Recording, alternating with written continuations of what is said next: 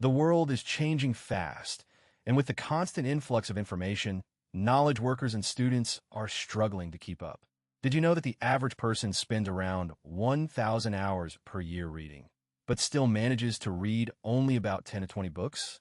It's time to revolutionize the way we read and learn. Let's talk about the trending topic of how to read 50 books a year and debunk the myth that speed reading is the answer. So, why is speed reading not the solution? Research shows that reading a rate of 400 to 700 words per minute, WPM, is not effective and can actually lead to decreased comprehension and retention. In fact, a study by the University of California found that readers who focused on comprehension and retention actually outperformed those who tried to speed read. The key is to focus on quality, not quantity. So what's the secret to reading 50 books a year? It's all about creating a reading system that works for you. The Pomodoro technique is a great